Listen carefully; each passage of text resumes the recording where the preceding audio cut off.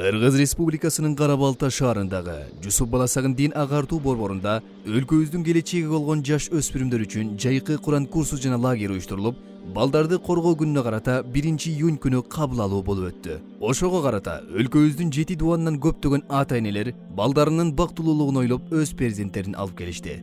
Кабыл алуу учурунда санитардык жана коопсуздук жактары, ошондой эле жол кыймылдары дагы толугу менен көзөмөлгө алынды. Азирети муфтийибиздин демилгеси менен уюштурулган жайкы лагерге балдарды кабыл алуу эч бир түйшүксүз ийгиликтүү аяктап, ата-энелер ыраазы болгон абалда кубанычтуу сезимдер менен перзенттерин тапшырып кетишти. Анан кечээки көрүнүш аябай абдан жакшы өттү. Мен өзүм ушул жерде көрүп, ары басып, бери басып жүрүп анан көрдүм. Өзүм да кандай десем, Кыргызстан 7 дубанынан келип, мындай тартиптүү өттү дегендей. Медресенин балдары кызмат өтүп атышты ушул жерлерде. Көзөмөлдөп атышты.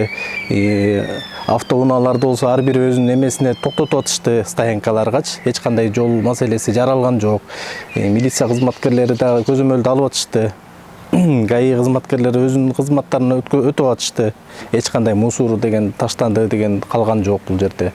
Андан соң өлкөбүздүн булуң бучунан келген калың элди узатып, дагы бир ирет борбордун тегерегинде көчөлөрдү жана ага жакын жайгашкан үйлөрдүн алдында тазалык иштери болду.